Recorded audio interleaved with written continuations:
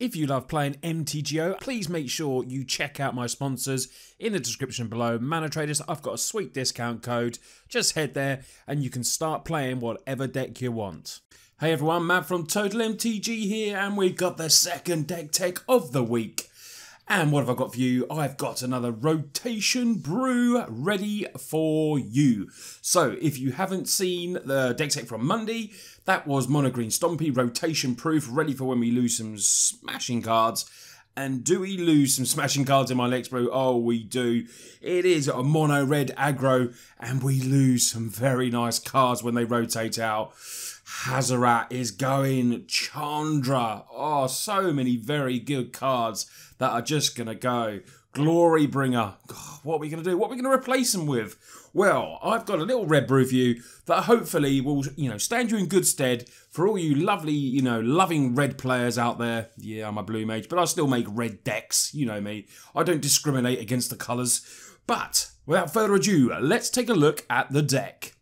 So we have 26 creatures in total, and funny enough, they actually, either when they enter the battlefield or have a sack effect, they can do 26 damage, some of them. Obviously not all of them, but there's 26 possible damage just by entering or sacking our creatures. So we've got a lot of ways to kill our opponent. Starting off with a 4-of Fanatical Firebrand.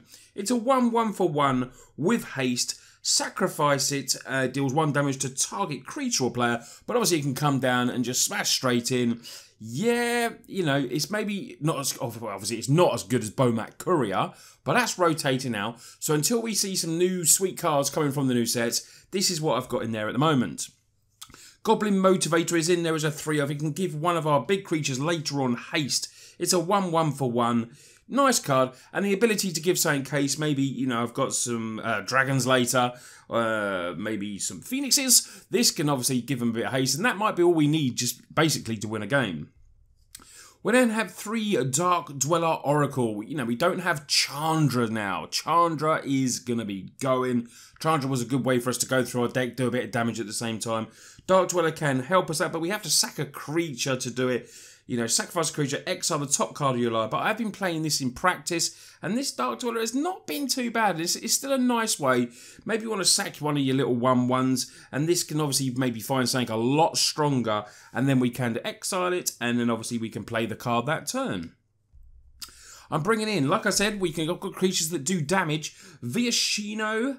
Pyromancer, 2/1 for 2. When it enters the battlefield, 2 damage to target player or planeswalker, so we can direct it either to an annoying planeswalker or obviously to an opponent.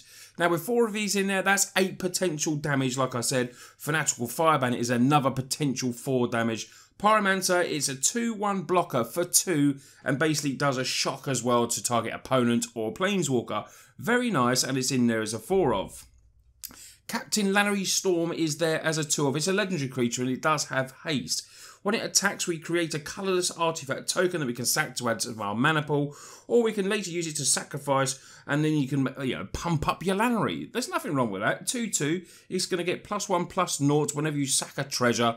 It's in there as a 2-of, and I think it's nice. It's hasty, and it fills the 3 mana spot very nicely. We get to keep, obviously, one of the best cards in Standard, and that is Goblin Chainwhirler. The 3/3 for 3 triple red first strike. When it enters, it deals 1 damage to each opponent. So like I said, 4 of these, it's another 4 damage just by entering the battlefield. And it does does 1 damage to each creature and planeswalker they control. So it doesn't discriminate, the Chainwhirler. It just does 1 damage to everything your opponent has on board.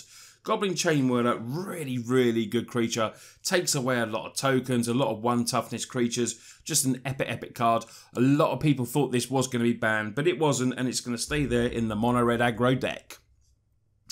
The next card we have now, you might think this is a bit of a strange one, but I do like it. It's a 7/3 for 4 with Trample Inferno Helion. And I've got something in the sideboard that you see that could be very good interaction with this. It was just a little bit too cute to have in the main board. But at the beginning of each end step, if the Inferno attacked or blocked this turn, you get to shuffle it back in your library. So potentially you're always going to get a bit of damage with this, unless they do use the spot removal. It's going to go back into your library, and 7/3 with Trample for 4 is just absolutely brilliant. We then get on to our flyers. We have 2 Rekindling Phoenix 4/3 flyer. This has a bit of recursion potentially as well. Really nice, awkward to deal with. Very, very nice creature. And then we have a 2 of Demanding Dragon. This potentially, like I say, can do 5 damage to target opponent. Then more than likely you're going to get some kind of great interaction where you might take a really good creature. Sometimes it might not work out, but you're still getting a 5/5 flyer for 5. And I said that right first time. That's brilliant. Really nice card. Obviously, it's no Glory Bringer. Glory Bringer obviously had the stats of 4/4, but had a nice ability where you could exert it and stuff like this. But this has a couple of nice abilities as well. And Demanding Dragon is in there as a 2 of. So we're going to get to our spells now. We run a 3 of Shock that does 2. We've got lots of ways to burn our opponents still. Yes, we don't have the Hazrats and the Chandras and stuff like that, but we do have, lots of ways to kill our opponents. Lightning Strike is also there as a 4 of. And we have also a couple of Spit Flame. Really nice, 3 mana instant, 4 damage to target creature, and the potential to get it back, obviously, with a Demanding Dragon. It's not the be all and end all if not, it's just a nice bit of removal and it has to be in the deck. So like we said, no Chandra is there, but we do have Sarkhan Fireblood. Now, obviously, I like this in a dedicated dragon deck. The +1 ability may help us with casting Demanding Dragon, but it's not really there for that. It's there for the +1. You may discard a card, and if you do draw a card, it's going to help us get through our deck, which is obviously what Mono Red really struggles with. Chandra was great for doing that Exile and that top card, doing a bit of damage. This is just a 3 mana Planeswalker that will help us. And like the Chandra Emblem, which is just absolutely epic and obviously won games, the -7 on this is pretty much a game winner as well.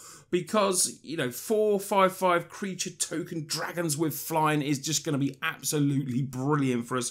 And if you do get to that stage with Sarkhan, trust me, I've had it, it does win a game. So on to the lands now. We have 1 Detection Tower to deal with anything that's hexproof. We're going to put one in there. I like having these in my deck. I forgot it in a Mono Green Stompy, but I do like these and I would add it to that deck as well. 2 Field of Ruin to deal with anything awkward. And then we have a mountain and just 19 of them. I've gone for 22 lands in this deck. Because originally in the deck I had 3 Goblin Motivators. I wanted to up it to... I originally had 2 and I wanted to up it to 3. So I dropped a land because I couldn't see anything else that I really wanted to drop from the main board. And we're pretty low cost in mana in this deck, so I think 22 should be fine.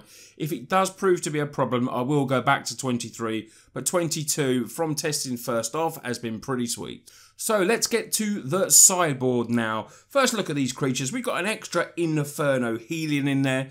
7/3 with Trample, like I said, absolutely epic. It's just another creature in case we want to bring it in. And then we got an extra couple of Rekindling Phoenix to do their flying job, and an extra Demanding Dragon. 2 Banefire are there. Can't be countered. Great against the old control decks. Comes in, then they can't counter if it's 5 or bigger. It'll be our late game finisher then that they just can't basically do nothing about. Destroy target artifact is what we're going to do in Smelt. It's an instant speed or 1 mana spell. Really, really nice. Then we're going to have 3 FUD. Now, this is what I said was a little bit too cute. Because I want to be sacking Inferno Helion to this. Because particularly that's 7 damage. You get the Helion, you play it, you maybe get a nice little attack in, and then you can FUD it next turn. Do you know what I mean? It's a really cute idea.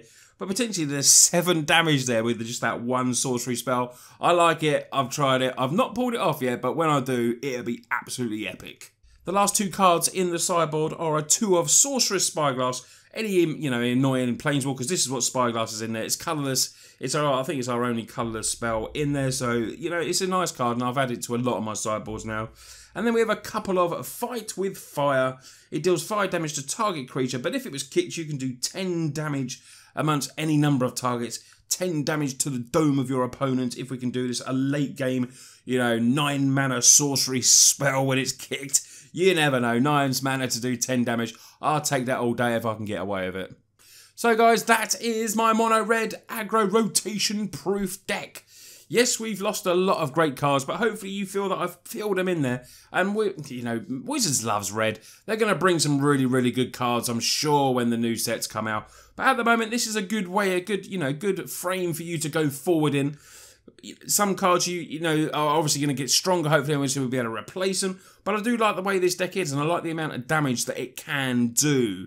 If you didn't see Monday's deck tech with a Mono Green Stompy, please go back and check that. And if you're new to us, please smash that subscribe button. It's a great free way to help the channel out And I really do appreciate all the love that the videos have been getting recently. You've been absolutely amazing, smashing all those likes. I'm really going to try to get a third video this week, because I obviously stick to Mondays and Thursdays. But like I said, I will try and get a video out on Saturday this week. It's probably going to be a gameplay video from one of the recent deck techs, because I know a lot of you have been asking for that, so please watch out for that. Anyway guys, thanks a lot for watching the video. You take care, and I'll see you on the next video.